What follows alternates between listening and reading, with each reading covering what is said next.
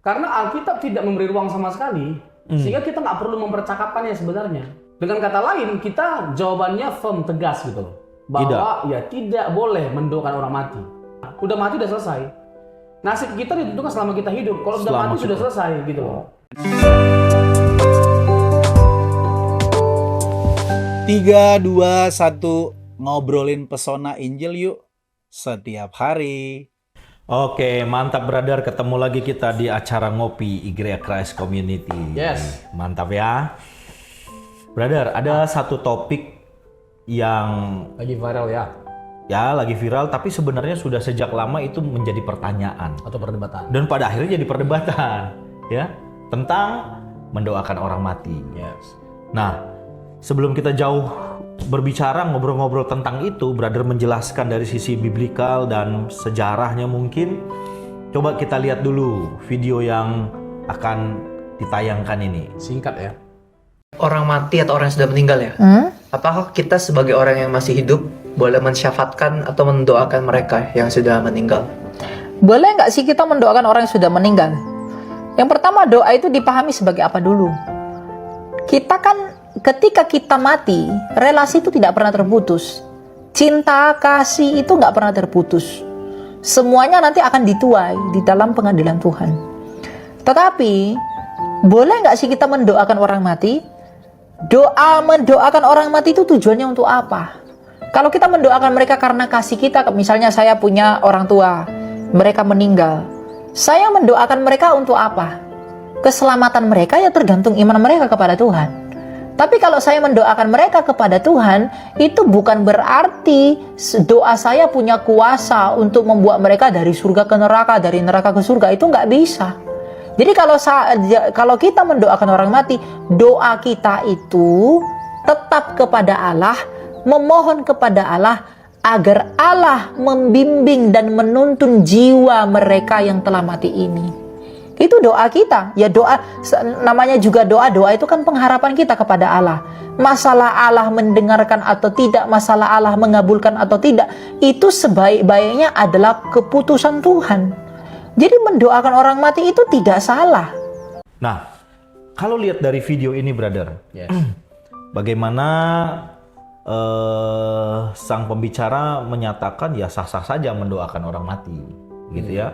Karena itu merupakan kasih kita dan ya doa kita kepada Allah, kasih kita kepada yang kerabat kita yang sudah meninggal dan harapan kita kepada Allah. Dan ujungnya tadi sempat disampaikan bahwa ya biarlah Allah menuntun jiwa mereka. Menurut brother, tanggapan brother seperti apa? Ya kita gini, pertama kita tekankan dan tegaskan di awal dulu. Bolehkah mendoakan orang mati? Jawabannya tidak. Kenapa tidak? Karena ini nggak mendapatkan dukungan sama sekali dari Alkitab. Oh, berarti Alkitab tidak berbicara tentang mendoakan orang mati. Orang mati. Malah yang ada sebaliknya. Tuhan melarang kita berulang kali untuk bersentuhan dengan orang mati. Bersentuhan dengan orang mati, oke. Hubungan dengan orang mati. Ya, ya. Itu jelas, gitu loh. Nah, selanjutnya, ini yang harus kita pertama-tama ingat. Kalau kita bicara tentang hermeneutik, ya, jangan kita sampai melampaui teks. Oh, kalau teks tidak bicara, kita jangan bicara. Kalau teks terang benderang, kita baru terang benderang. Terang benderang Tapi juga. kalau teks atau Alkitab abu-abu, kita jangan jadi terang benderang. Gitu loh. Nggak ada itu dalam Alkitab cerita tentang kita mendoakan orang mati bukan dalam konteks untuk memindahkan dia dari neraka ke surga atau surga ke neraka. Tapi supaya jiwa mereka dibimbing. Nah, itu tadi itu. Ya, ini lagi-lagi ya, ini tidak ada di dalam Alkitab. Makanya jangan ceritakan sesuatu yang tidak ada dalam Alkitab. Jangan dibuat-buat, jangan dikarang-karang. Makanya yang pertama-tama yang harus dipersoalkan adalah secara teologisnya. Ya, tadi gue mau tanya itu. Dari sisi teologis bagaimana? Iya. Sehingga kalau kita bicara dari sisi teologis di awal, kita dan yang mendengar melihat kita sadar, tahu bahwa ada dasarnya nih, brother. Ya karena Alkitab tidak memberi ruang sama sekali, sehingga kita nggak perlu mempercakapkannya sebenarnya. Dengan kata lain, kita jawabannya firm, tegas gitu loh. Bahwa ya tidak boleh mendoakan orang mati. Karena itu bukan urusan kita. Udah mati udah selesai. Nasib kita ditentukan selama kita hidup. Kalau sudah mati sudah selesai gitu loh. Jadi orang yang akan ke neraka udah pasti ke neraka. Orang yang ke surga udah pasti ke surga. Oke. Berarti kalau kita bicara secara teologis tegas. Ya, kecuali kecuali kita lewat doa kita bisa mengubah nasib orang. Ya udah, nggak apa-apa, doakanlah gitu loh. Dengan kita mendoakannya setiap hari, oh makin bisa berubah nasibnya, ada ruang, ada kemungkinan. Ya silahkan, tapi kan Alkitab nggak ngomong. Iya. Gitu loh. Alkitab nggak ngomong. Jadi kita harus benar-benar menundukkan pikiran kita pada otoritas firman Tuhan. Bahkan menundukkan tradisi pada firman Tuhan. Jangan sampai tradisi di atas firman Tuhan. Firman Tuhan itu harus di atas semuanya. Bahkan di atas dari tradisi. Gitu loh. Tradisi bisa salah, firman Tuhan tidak bisa salah. Ya. Itulah alasan mengapa tidak boleh disandingkan firman dengan tradisi. Jadi standarnya adalah firman. Tradisi di bawah otoritas Tuhan. Firman. Oke. Jadi, ini kan tradisi dari sejak dulu. Tapi ada nggak firman menganjurkan? Ada nggak Tuhan menganjurkan? Kalau tidak, kenapa dipaksakan? Tradisi. Kenapa dipertahankan meskipun itu tradisi? Iya. Mengapa mempertahankan sesuatu yang tidak alkitabiah? Tapi bagaimana kalau gue ngajaknya gini? Dari sisi emosi dan perasaan, ini mama kita loh. Kayak aku kan, mama aku nggak ada, tiba-tiba rindulah. Wah ingat, berdoalah aku kan. Ini kan berkaitan dengan perasaan, ada kerinduan, emosi. Bagaimana tuh, brother? Ya, kerinduan kita itu mau apa bentuknya, mau apa dampaknya? Iya pula ya. Iya, itu yang menjadi pertanyaan harus jawab gitu. Rindu, iya. Rindunya kita bisa mengubah dia. Di sana, di awal. Apakah rindunya kita bisa mengubah dia? Kan nggak bisa mengubah apa-apa gitu loh. Rindu kita utarakan sama Tuhan. Aku rindu loh sama mamaku. Hanya sebatas itu. Tuhan tolonglah aku yang masih merindukan dia.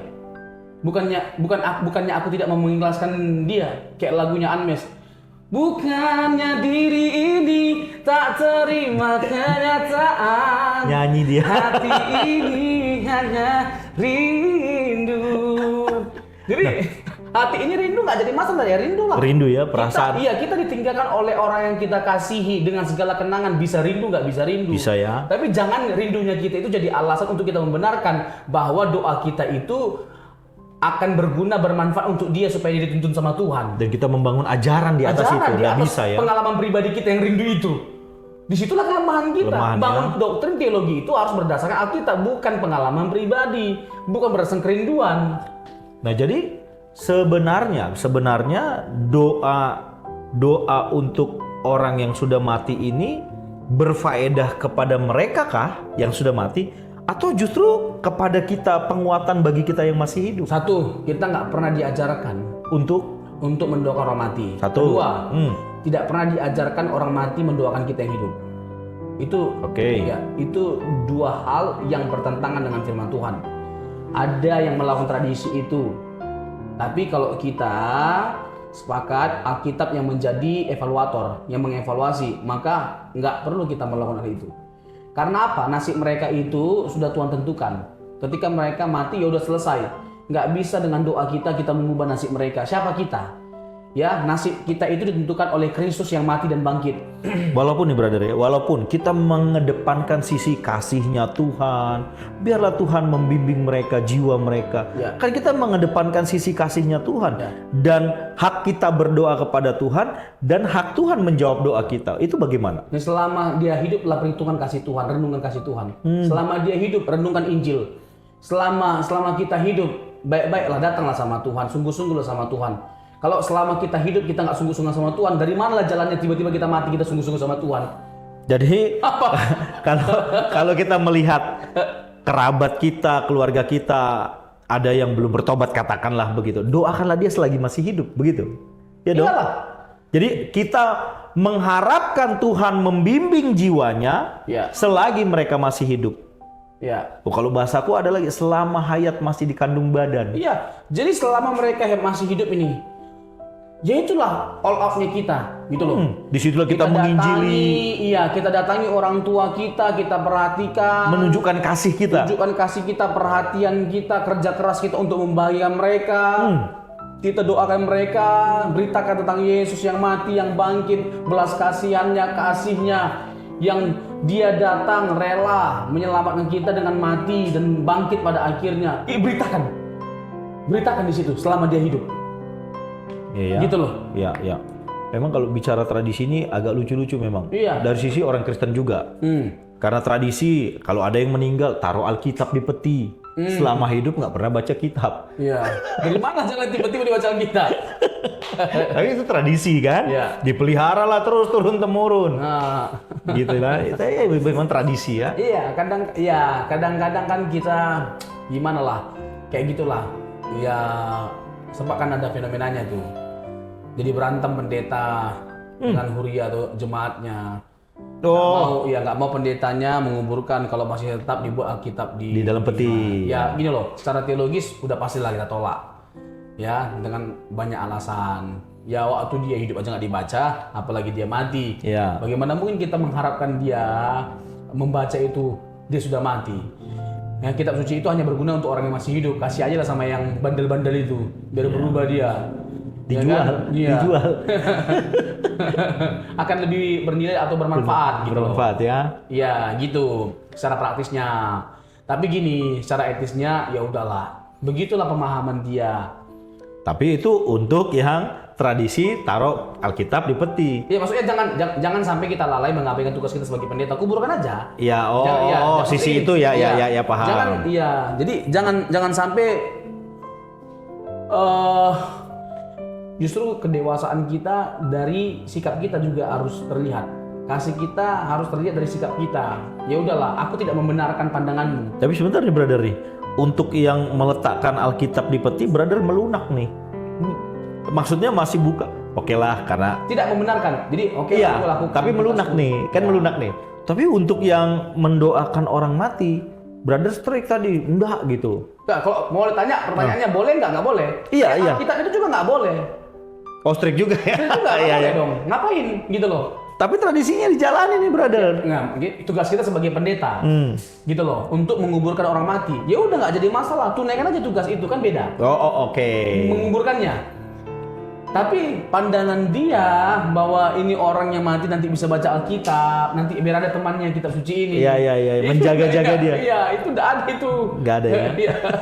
Itu pula. Iya, gitu loh. Jadi kembali lagi ke ini. Ya, doakan Jadi, orang mati tadi. Iya, doakan orang mati itu nggak perlu. Iya. Karena gini loh, kita itu menyangkali ketuntasan salib pada akhirnya. Sampai ke arah situ ya, Iya dong. brother mencermatinya ya. Iya, jadi nanti kita sampaikan terkait dengan posisi kita setelah mati itu seperti apa. Iya. Keadaan orang yang sudah mati itu Silakan, seperti brother. apa. Tapi kalau kita bicara tentang ketuntasan salib, jadi kematian kebangkitan Yesus itu tuntas, selesai, sempurna. Cukup gitu Cukup. loh, tuntas. Dan itu cukup untuk semuanya. Bicara waktu kita mati, entah dimanapun kita nanti posisinya, maupun finalnya nanti kita bersama dengan Yesus dalam kekalahan dengan tubuh kemuliaan. Gitu loh. Memang ada masa penantian. Ya. Ya, dalam masa penantian ini antara waktu kita mati, ya kan, dan bangkit lagi. Ini banyak perdebatan di sini. Ya, pada umumnya misalnya ada dua pandangan. Ada yang mengatakan langsung ke Firdaus atau pangkuan Abraham. Iya. Ada yang bilang langsung ke surga. Yang untuk yang tidak percaya langsung ke Hades, atau dunia orang mati, ya, untuk tempat penampungan sementaranya, atau langsung ke neraka. Jadi ini ada beberapa pandangan.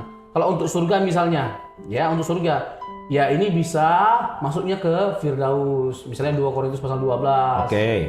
Atau Lukas pasal yang ke-16, Lazarus dan orang kaya. Baru nanti setelah itu pas Yesus datang kali kedua, lalu dengan tubuh kemuliaan menikmati surga pada akhirnya, dibawa ke surga. Nah, ada pandangan-pandangan seperti ini. Ya udah, gitu loh.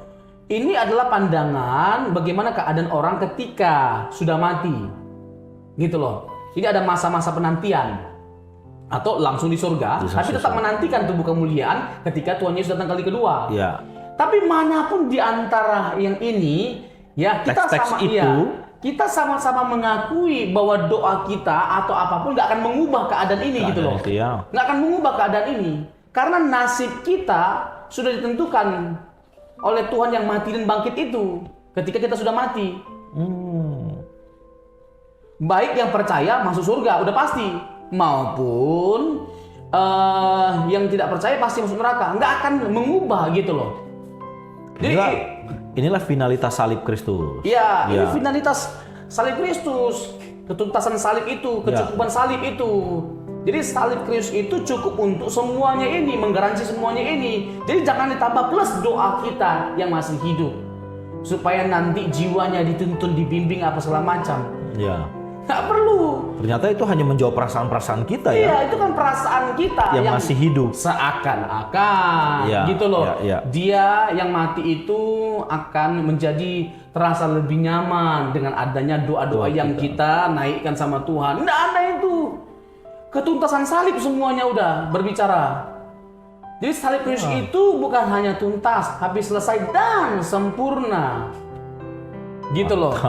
Iya, jadi Alkitab itu memberikan kita petunjuk. Ya. Brother, memberitahu kita ketika kita mati, jiwa kita memasuki hadirat Allah. Itu banyak sekali ayatnya, nanti bisa ditampilkan. Pengkhotbah 12 ayat 7, Lukas 16 ayat 22, terus pasal 23 ayat 43, 2 Korintus 5 ayat 8. Kita ingat pernyataan Tuhan Yesus ya dalam Lukas 23 ayat 43. Ya. Aku berkata kepadamu, sesungguhnya hari ini juga engkau akan ada bersama-sama dengan aku di dalam Firdaus. Ini pernyataan Tuhan Yesus. Either kita menyamakan Firdaus dengan surga, atau Firdaus itu Tempat. ya tempat yang berbeda dengan surga. Apapun gitu loh posisi kita. Tapi yang jelas adalah posisi. Ya, posisi orang itu ketika mati. Hari ini juga engkau bersama Jelas, dengan ya. aku di Firdaus gitu loh. Ada satu Kan tempat. jelas, Ya, ya.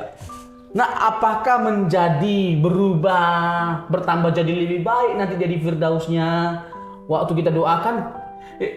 Iya, ini nggak ada di dalam Alkitab, nggak perlu juga kita diskusikan karena nggak ada dalam Alkitab. Yang ada dalam Alkitab adalah hari ini juga kau bersama dengan aku di Firdaus. Dan, Gitu loh. dan Alkitab juga di dalam Injil Yohanes tuh mencatat bahwa aku adalah Allah bagi yang hidup, bukan Allah bagi yang mati. Ya Allah dia bukan Allah orang mati. Iya. Allah bagi yang hidup. Maksudnya begini, Abraham, Ishak dan Yakub. Dia menyebut dirinya sebagai Allah Abraham, Ishak dan Yakub. Artinya bahwa dia itu Allah yang hidup. Abraham, Ishak dan Yakub meskipun mati, mereka hidup. Iya. Mereka ada, mereka hidup gitu loh.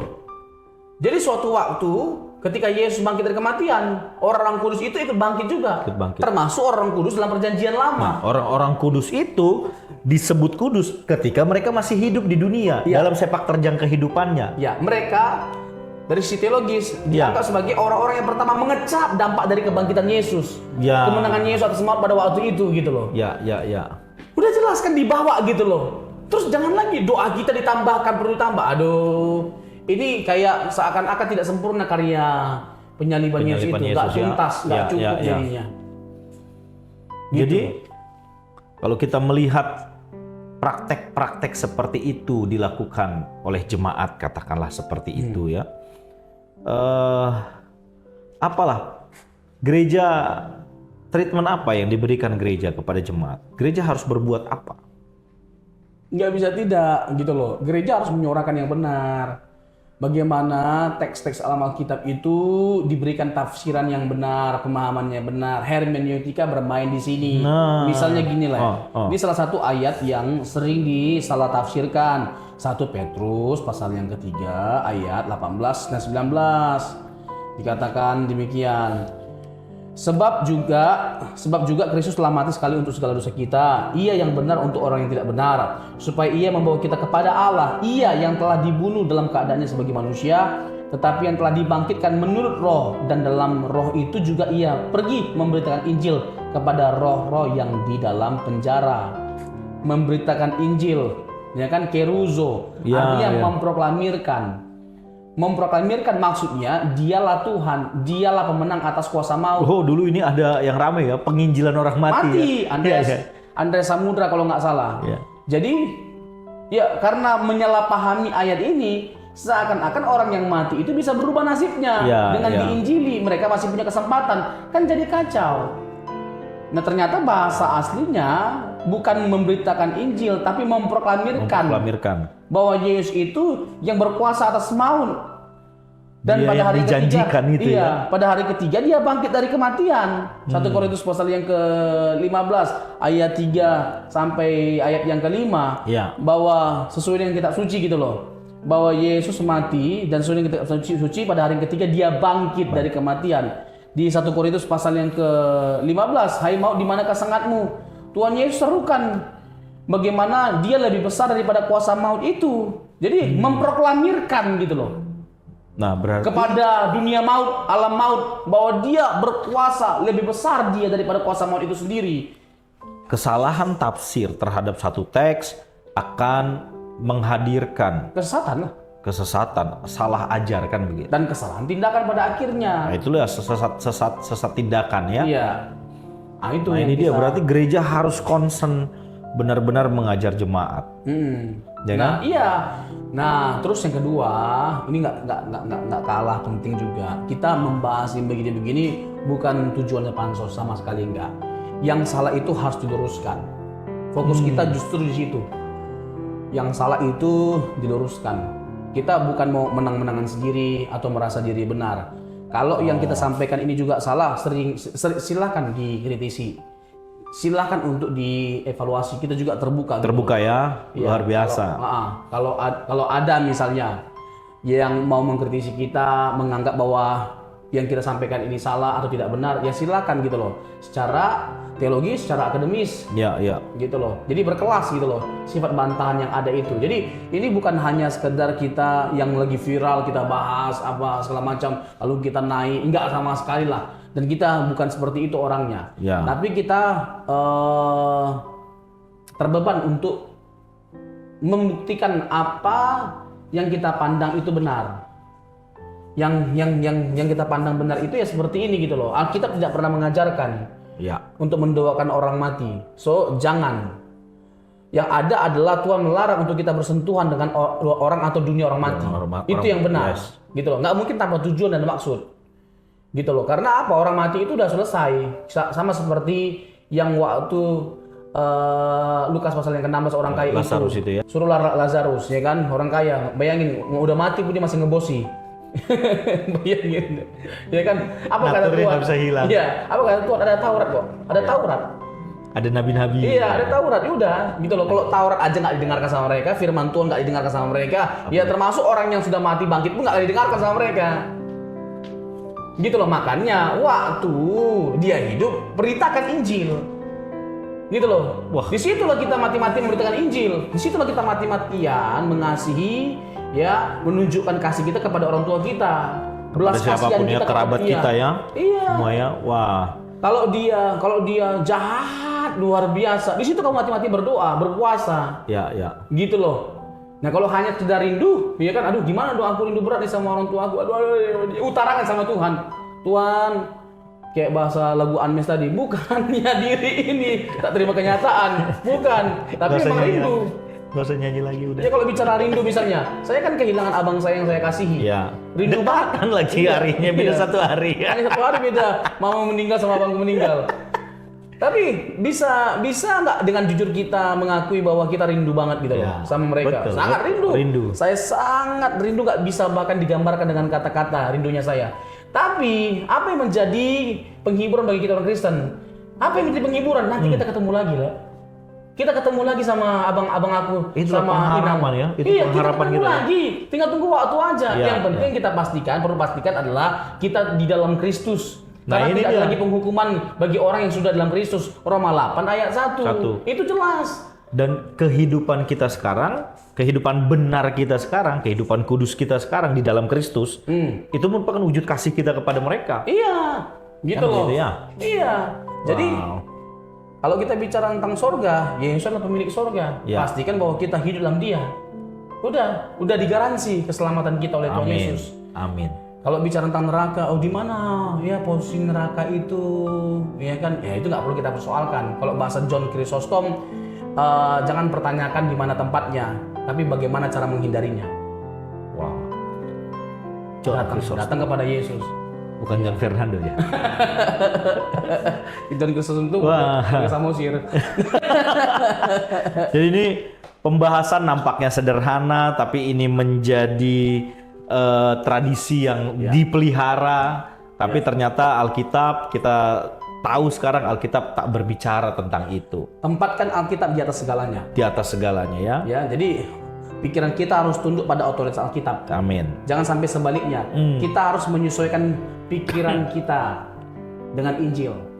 Jangan menyesuaikan Injil dengan pikiran kita. Pikiran kita. Artinya kita berupaya gitu loh, mencocok-cocokkan Injil dengan pikiran kita. Yang ada sebaliknya, kita harus mencocokkan pikiran kita dengan Injil. Amin. Ya, jangan sampai jadi pikiran kita yang lebih berkuasa daripada Injil. Wow.